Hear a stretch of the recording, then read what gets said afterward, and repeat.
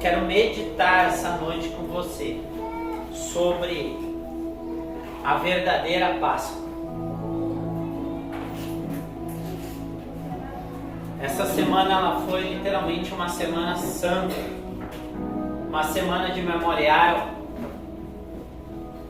A gente olha na quinta-feira, a noite que antecede a Páscoa, a sexta-feira santa, a morte de Jesus.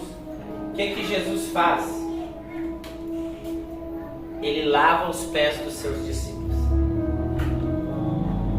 e nos ensina que aquele que quer ser o primeiro, sirva a todos. Sirva a todos. É aquilo, a gente vive no meio de uma geração que quer ser honrada, mas ela não honra. Quando que a quebras de autoridade ela começou a ser feita? Quando os filhos começaram a não honrar os seus pais. Então, quando um filho não honra os seus pais, como ele merece ser honrado e precisa, qualquer outra autoridade ele não vai honrar. Porque se ele não honra aquele que, eu estou dizendo de pais que cuidam, que dão a vida, procuram ser testemunho, porque levantar a ira no coração dos filhos é justamente, muitas vezes, a gente não assumir a nossa responsabilidade paterna. Aí eu trago ira para o coração do meu filho. Mas quando eu procuro ser um pai à imagem de Jesus, eu vou atrair a honra dos meus filhos. E ele vai saber honrar as autoridades na terra, não quebrando a palavra de Deus. Então, quando começou a se quebrar a honra com os pais, desonrar professor, desonrar policial, desonrar qualquer outra autoridade, se tornou somente uma consequência daquilo que era para ter começado em casa. Tudo começa, amados, dentro da nossa casa. O que os filhos vão ser no mundo vai ser um reflexo da cultura de casa. Por isso que nós precisamos entender a profundidade de Páscoa. E numa semana de Páscoa, principalmente, nós incendiarmos os nossos filhos com o que é a verdadeira Páscoa. Porque quando antecede a Páscoa, o que acontece? Você leva o seu filho no mercado já está cheio de chocolate, já está cheio de ovo. O teu filho vai para a escola, ele vai pintar cestinho, ele vai pintar coelhinho. Aí é naquela semana, amados, principalmente naquele mês que antecede Páscoa, naquele mês que antecede Natal também, porque o Natal é o quê? A criança já está pensando no presente. É por isso que nessas datas, nessa celebração, a gente tem que inculcar nas nossas casas, nas nossas famílias, o que verdadeiramente elas são. Porque senão o mundo vai alvejar sobre elas, vai alvejar sobre a mente delas a distorção do verdadeiro sentido do que é cada celebração. O que as trevas procuraram fazer? Tirar a cruz e botar o ovo e o chocolate. Aonde a criança já está mais pensando no chocolate do que o entendimento do que Jesus fez verdadeiramente sobre a vida dela. Hoje de meio-dia, eu e minha família, nós paramos. Desligamos a TV, todo mundo para a mesa. Páscoa. O que é a Páscoa? Eu, como homem, como sacerdote, fui guiando a minha família o que é Páscoa. Na semana eu peguei vídeos de instrução, assim que muitas vezes a criança absorve mais rápido. fui passando para minhas filhas o que é a Páscoa. Isso é a Páscoa, filho. Inculcando nelas que quando elas crescerem, elas vão crescer no caminho. Você parar, você botar uma mesa. Fui lá, peguei uma taça, botei um suco. Porque a gente acha que taça e coisa é só quando vem gente de fora. Não, é nessa hora que nós temos que sentar e colocar o melhor sobre a mesa da nossa casa. Então às vezes pega aquela tua taça empoeirada lá, vai celebrar com a tua família. Pega o melhor prato, pega a melhor toalha, bota, prepara a mesa para eles. E principalmente nessas datas, vai enfatizando o memorial do que verdadeiramente é para isso. É as datas. Ah, pastor, mas eu não sei direito explicar. Então, amados, estude. Se dedique. Por isso que nós como igreja nos unimos para te ensinar as escrituras para você exercer na sua casa. Mais do que celebrar a Páscoa num dia, é viver ela todos os dias. Entenda isso. João 3,16, 17 e 18. Porque Deus amou o mundo de tal maneira que deu o seu Filho unigênito para todo aquele que nele crê, não pereça, mas tenha a vida eterna. Portanto, Deus não enviou o seu Filho ao mundo, não para condenar o mundo, mas para que o mundo fosse salvo por meio dele. Quem nele crê, presta atenção, isso é uma chave dentro desse texto aqui, ó. Quem nele crê não é condenado, mas quem não crê já está bem alto, já está julgado, condenado, porque não acreditou no Filho de Deus. Não é eu que estou falando isso, é a Bíblia que está falando isso. Por que Jesus vem? Entenda uma coisa. Por que Jesus vem para morrer numa cruz? Para nos salvar. Salvar do quê? É isso que muitos crentes ao decorrer do caminho vão esquecendo. Salvar do quê? Da condenação dos nossos pecados. Palavra pecado, hamartia, culpa, erro, transgressão da lei moral de Deus, estar fora do caminho, estar fora do objetivo. Isso é pecado. Primeira reflexão que eu sempre pergunto, principalmente quando eu vou pregar fora de um ambiente de igreja: alguém já mentiu na vida? Alguém já desonrou pai e mãe? Alguém já roubou uma coisa, por mais pequenina que fosse?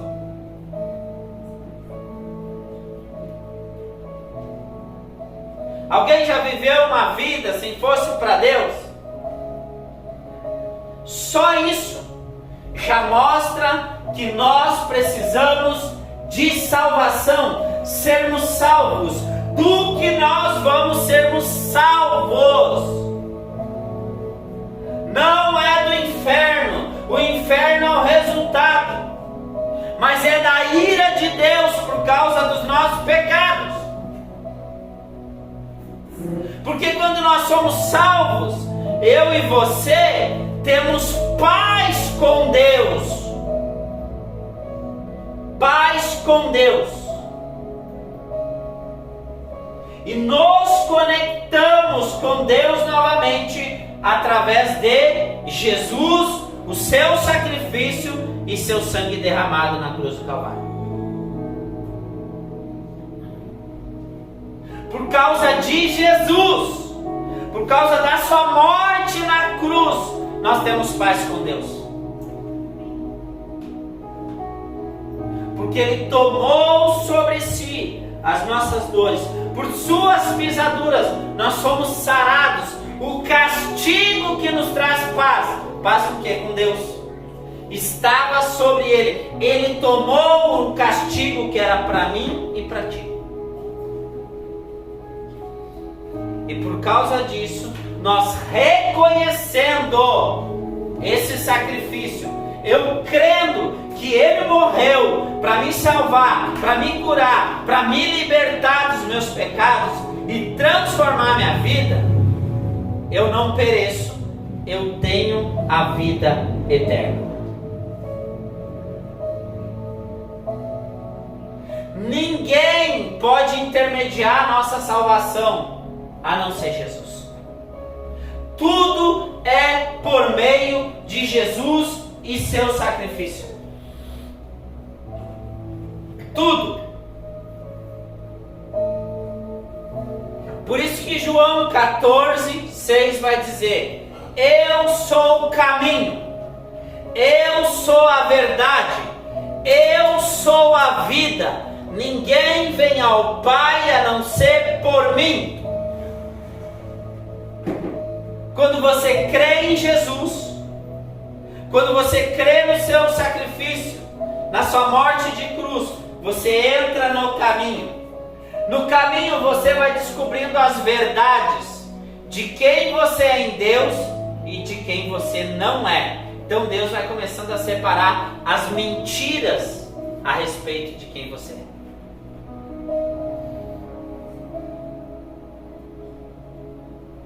Você se torna filho de Deus, co-herdeiro com Cristo Jesus das bênçãos espirituais nas regiões celestiais, sendo um filho de adoção. Você foi adotado através do sacrifício.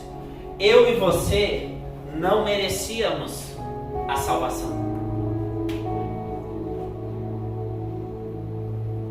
Nenhum de nós consegue comprar a nossa salvação. Nenhum de nós. Nada das suas boas obras, nada do que você faz de bom compra a sua salvação. Nada. Por isso que a graça, favor imerecido. Favor imerecido. Por isso que o Senhor já inaugura na crucificação a salvação de um ladrão que não merecia. Mas naquele momento ele reconhece quem Jesus é. E ele diz: você não merece estar aqui. Ao decorrer da crucificação, Jesus estava salvando pessoas.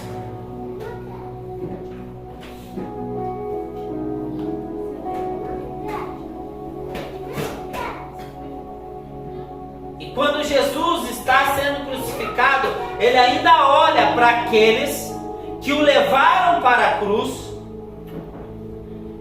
para aqueles que estavam naquele momento chicoteando, difamando, humilhando.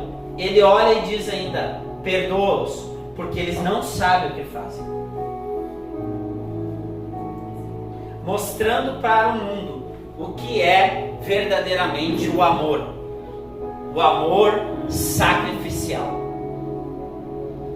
Sabe o que é ter o amor incondicional nas nossas vidas como cristão? É ter o amor sacrificial, que transpassa as maiores dores, os maiores sofrimentos e as maiores aflições, que dá a vida ao ponto de perdoar as pessoas mais difíceis, de ser perdoado. Por isso que eu e você não temos desculpa nenhuma diante de Jesus. Nenhuma. A Páscoa, juntamente com o Natal, são datas mais importantes do cristianismo. Uma celebra o seu nascimento, a outra celebra a sua morte e a sua ressurreição. Por que na Páscoa há um memorial, há uma movimentação das igrejas, há mensagens mais intensificadas? Porque nesse dia o Senhor está lembrando que Ele morreu para nos salvar. Mas Ele está lembrando que assim como Ele morreu, Ele ressuscitou, Ele venceu a morte. E quem estiver em Cristo Jesus, crendo na sua morte, crendo no seu sacrifício, se arrependendo, reconhecendo que é um pecador. Senhor, eu sou um pecador e eu te peço perdão pelos meus pecados. Eu te reconheço como Senhor e Salvador da minha vida, da minha casa, da minha família, Senhor. Eu sou perdoado dos meus pecados. A partir daí eu ando numa vida de arrependimento. Eu começo a abandonar aquela vida de pecado, o governo do pecado, o pecado que me governa, e começo a entrar na santificação, o abandono de uma cultura de pecado para viver uma cultura eterna. Porque eu entendi que eu sou filho de Deus. E filho sempre vai testemunhar a imagem e o DNA do Pai. Sempre. É por isso que Jesus em João 14 fala: aquele que me ama, guarda os meus mandamentos e os pratica.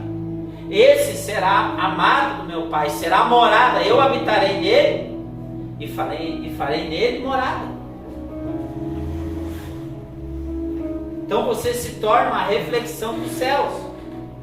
Entenda, se você está salvo em Cristo Jesus, a morte, ela não é mais um problema para a sua vida. Entenda uma coisa, eu já falei isso várias vezes e repito aqui novamente: quem tem medo da morte não crê, não creu ainda, verdadeiramente. A morte, ela é um dos maiores medidores da nossa fé. Porque quando eu não temo a morte, eu tenho certeza da eternidade em Cristo Jesus. Eu tenho certeza que quando Cristo voltar, eu ressuscitarei com Ele e estarei com Ele eternamente. Eternamente.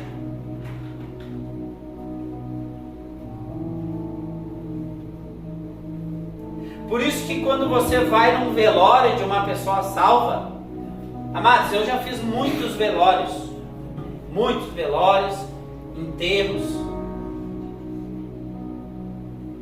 e é nítido um ambiente quando é uma pessoa salva, é uma paz, é algo assim que tem aquele choro, tem aquela tristeza da partida, isso tudo tem, isso é inevitável não ter, aquele sentimento, mas é uma paz, ela paira sobre aquele lugar. Agora, quando você percebe que a pessoa partiu sem salvação, é obscuro.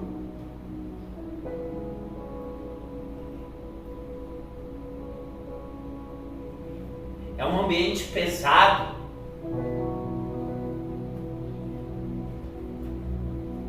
Por quê? Porque a pessoa já partiu para uma eternidade nas trevas.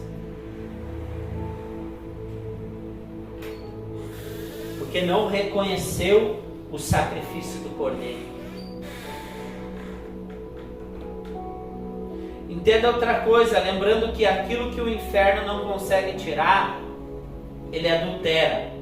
Pois tanto o Natal quanto a Páscoa é nítido que vemos uma doutrinação de consumismo e idolatria. Um apontando Papai Noel o outro apontando o coelho. Isso tudo tem o objetivo de tirar da sua mente, da cultura da tua casa, da tua família, o verdadeiro significado do que é a Páscoa. Porque quando tem esses memorial, qual é o objetivo desse memorial? Lembrar tudo aquilo que Jesus fez pelas nossas vidas. E muitas vezes, lembrando, você ajusta a rota, você se examina, você para, e se você está fora da rota, você diz: meu Deus, cara, eu estou deixando de lado todo o sacrifício do Cordeiro, tudo que Ele fez por mim.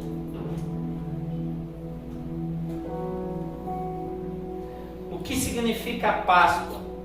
A Páscoa cristã, ela surgiu a partir de uma celebração que acontece entre os judeus, chamada Peshá, passagem em hebraico. Ela relembra a libertação do povo hebreu da escravidão do Egito, por volta de 1300 a.C.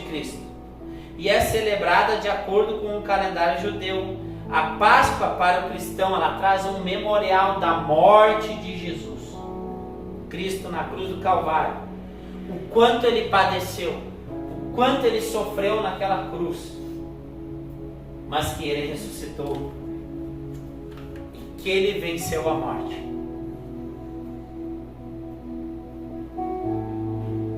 A sua ressurreição traz um encorajamento de confiança, que assim como Jesus Cristo venceu a morte, nós venceremos a morte através dele.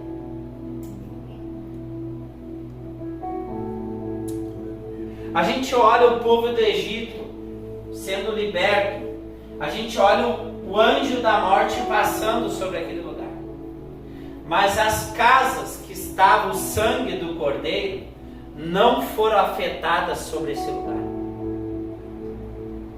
Os filhos de Deus que entenderam que foram comprados pelo sangue de Jesus, a morte não tem autoridade sobre a tua vida.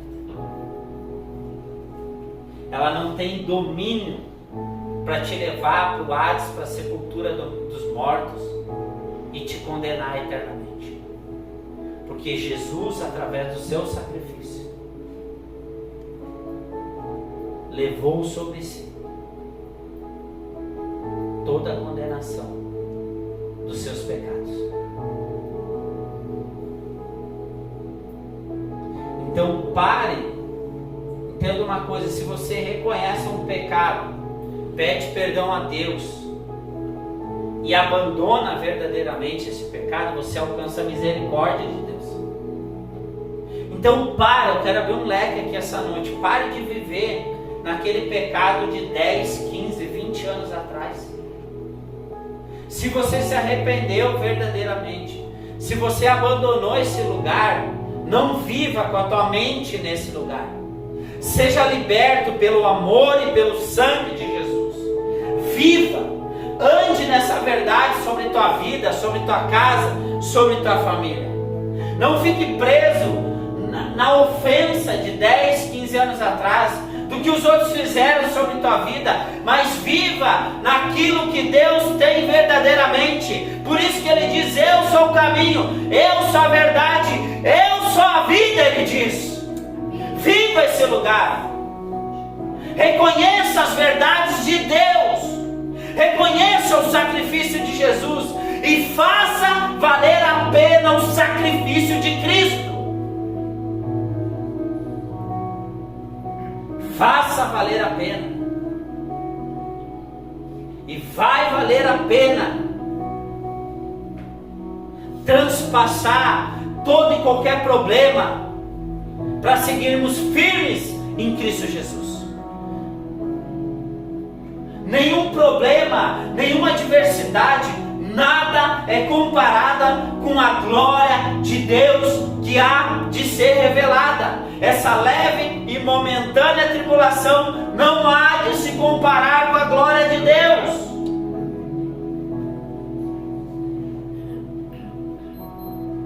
Entenda uma coisa: coisa, foi numa Páscoa que Jesus virou a mesa dos cambistas.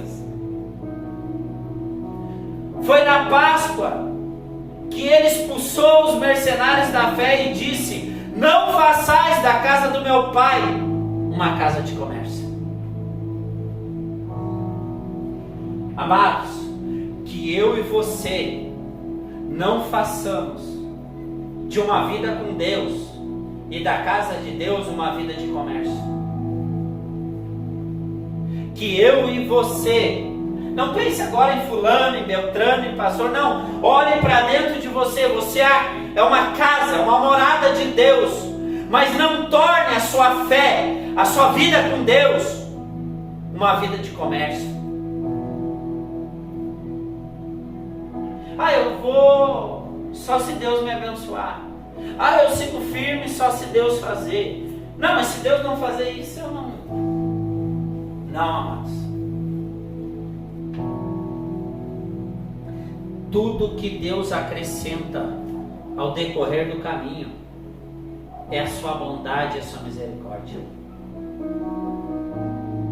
Eu vou te dizer uma coisa: só o que Jesus fez na cruz do Calvário já seria o suficiente para eu e você eternamente seguirmos firmes diante dele.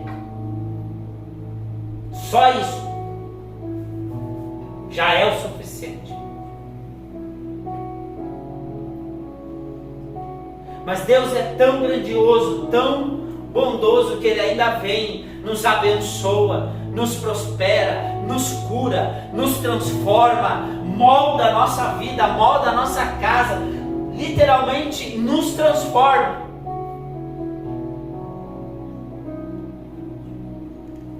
Faz muito mais do que aquilo que nós pensamos, imaginamos ou planejamos. Porque isso é o seu caráter, é o caráter de Deus. Isso já mostra que eu e você não temos desculpas nenhuma diante do Senhor. Então, você tem um chamado de filiação em Deus. Você tem uma identidade que Ele te criou. E você tem uma vocação que Ele te chamou. Então, transborde isso. A gente olha para os moravianos, que entenderam profundamente o sacrifício de Jesus, ao ponto de dizer assim: cara, eu quero ser vendido como escravo para pregar o amor de Jesus para os escravos. A gente vê avivalistas ao decorrer da história indo pregar em tribos canibais, arriscando as suas vidas por amor a Jesus, para que o evangelho fosse propagado aos confins da terra.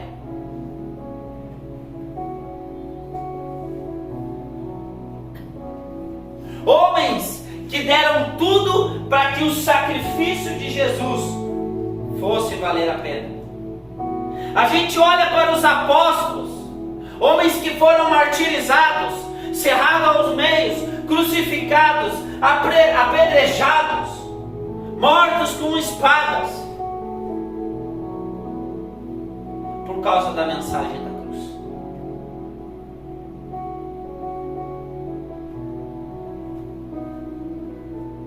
A gente olha Pedro, me crucifica de cabeça para baixo, porque eu não sou digno de ser crucificado que nem o meu mestre. Se uma das passagens que me chama a atenção dentro do caminho de crucificação é quando Jesus está sendo julgado e Pedro nega Jesus. Lucas diz, você vai ver essa passagem em Lucas, diz que o olhar de Jesus cruza com o olhar de Pedro. E Pedro olha para Jesus e chora amargamente porque tinha traído Jesus. Cara, eu fico imaginando naquela hora assim, ó, o olhar de Jesus. aquela passagem é uma passagem que parece que eu entro ali dentro, naquele momento assim, ó, e Pedro se lembrando, cara, de todo o ensino de Jesus, de todos os milagres, de todas as instruções, de todo o tempo que passaram junto.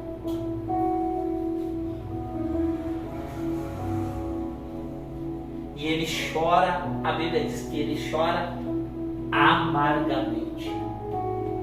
Entenda uma coisa, todas as vezes que eu e você traímos Jesus, nós vamos chorar amargamente.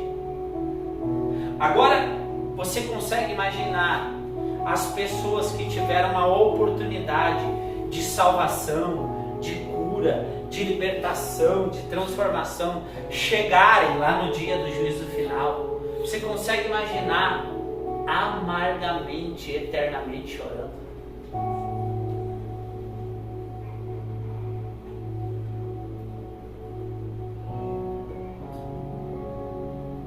Porque uma das piores coisas para o ser humano é entender que teve uma oportunidade de fazer o que devia ser feito, e ele deixa passar aquela oportunidade, e aquilo fica dentro dele. Ele acaba muitas vezes, em tempo, se remoendo por causa dessas coisas. Agora você consegue imaginar isso eternamente? Talvez você olha para trás e pensa assim, cara, eu podia ter... Às vezes a gente olha aqueles filhos que vê os pais partindo. Meu Deus, eu poderia ter feito mais com meus pais. Ou o pai que vê um filho partindo. Meu Deus, cara, eu poderia ter feito mais, eu poderia ter amado mais meu filho. Mas ali não dá mais tempo. Às vezes quando você vê num velório uma pessoa às vezes extremamente desesperada, chorando, às vezes grande parte dela está ali desabando, chorando, porque muitas vezes se arrependeu, está ali num profundo arrependimento, porque dentro da sua consciência ela sabe que poderia ter feito mais e não fez.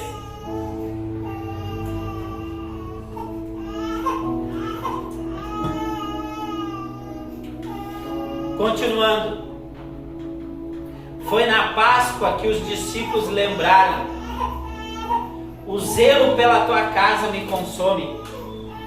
Lembre-se, uma vida com Deus, o chamado de Deus, vai te consumir. Vai te consumir a tua vida. E essa é uma realidade. Não tem como viver uma vida intensa com Deus e essa vida não te consumir a cada dia, a cada ano que passa, para mais dentro dele. A você ter uma vida mais sacrificial. Entenda isso, porque o zelo de estar eternamente com o Senhor vai te consumir.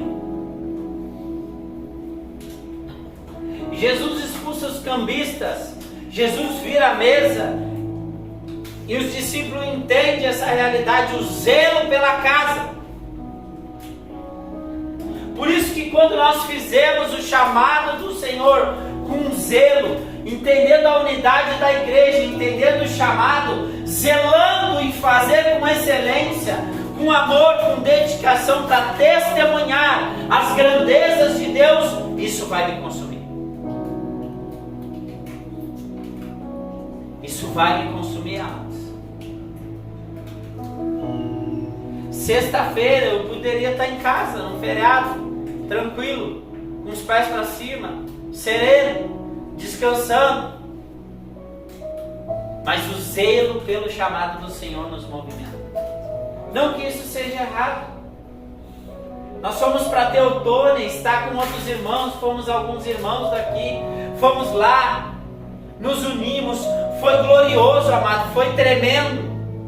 somar com outra igreja, somar com outros irmãos, somar com outras comunidades, porque nós somos uma igreja coletiva.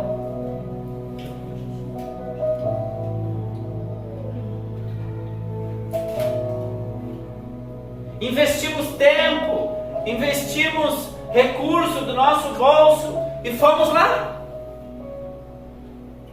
Saímos cedo pela manhã para estar lá em unidade. Foi tremendo, amados.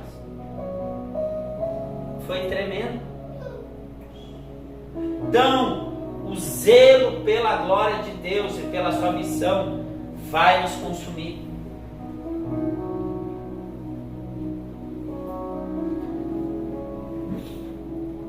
Se você está com a Bíblia aberta aí, lê comigo João 2:23. Olha só.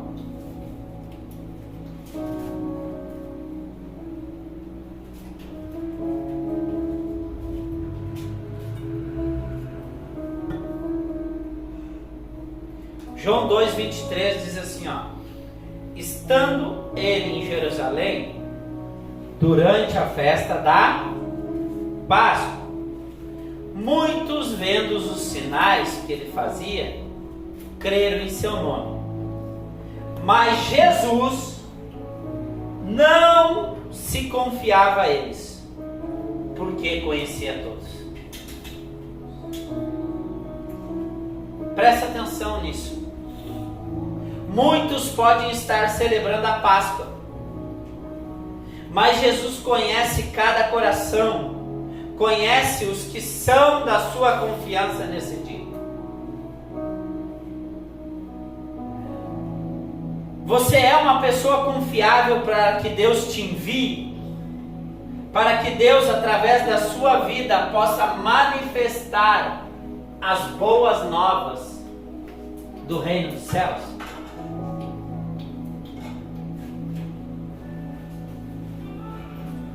Pensa nisso, amados.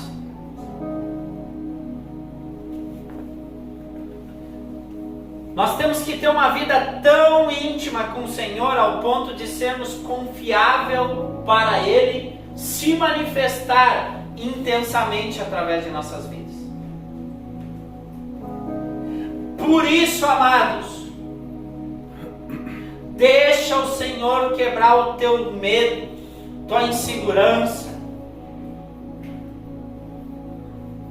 teu receio de ser um canal de Deus. Assuma a sua identidade, assuma com entendimento tudo aquilo que Jesus fez na cruz do Calvário. Salmos 25:14 diz assim: a aliança do Senhor é para aqueles que o temem, e Ele fará conhecidos os segredos dessa aliança.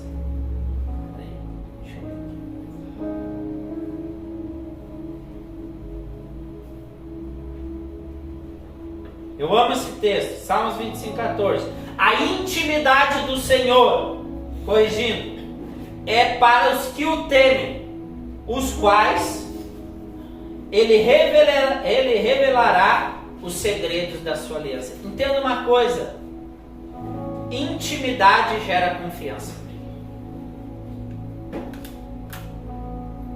Então tenha intimidade com Deus, tenha relacionamento com Deus, e isso vai gerar confiança de você conhecer a Deus e Ele revelar os segredos do seu coração, para que você seja um propagador dessa aliança. Entenda isso.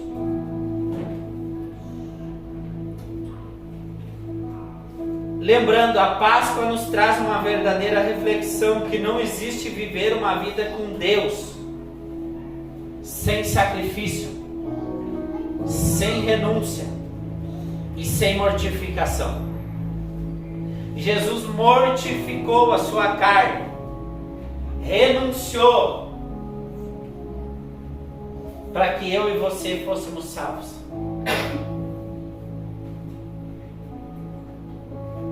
Eu amo uma mensagem que diz assim: para que outros possam viver, vale a pena morrer.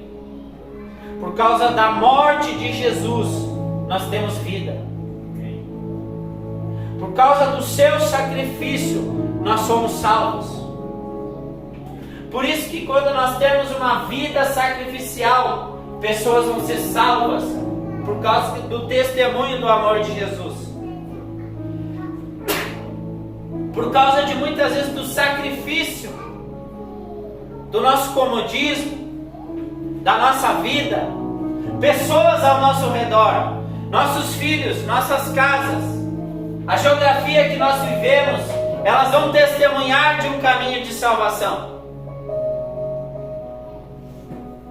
Por isso que eu volto dentro do texto de João 3,16. A primeira vinda de Jesus, amados, é uma vinda que veio para salvar o mundo, porque as bases do trono de Deus são justiça e juízo. À frente dele, misericórdia e verdade. Salmos 84, 14, se eu não me engano, vai falar disso. Por isso que a primeira vinda de Jesus é em graça e misericórdia. Ele veio para nos salvar, para nos resgatar.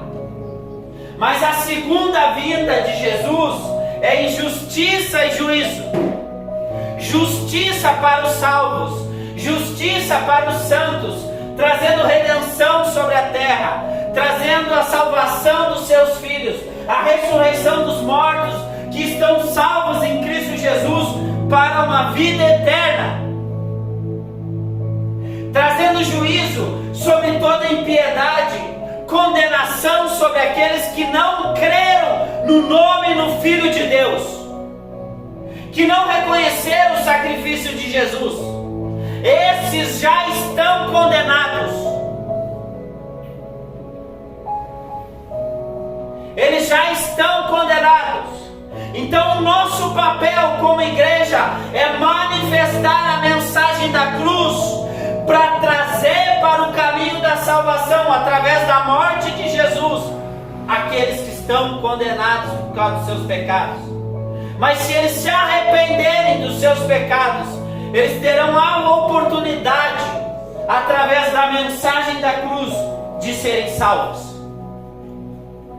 Se você escolher viver uma vida sem Deus, você já está andando no caminho da condenação. Você não creu na mensagem da cruz. Você não creu no sacrifício de Jesus. Procurou viver uma vida para si mesmo. Aquele que não negar a si mesmo e não tomar a sua cruz, não pode ser o meu discípulo. Aquele que perder a vida, acha-la. Quando nós perdemos a nossa vida por amor a Jesus, a gente acha a vida eterna. Por isso que eu li antes, que antes de Jesus pedir a nossa vida, Ele deu a vida dele. E Ele deu tudo. O Pai deu tudo. Então a primeira vinda dele foi para salvação, mas a segunda vinda de Jesus é para juízo sobre aqueles que estão condenados, mas justiça sobre aqueles que creram no Filho de Deus. Amém?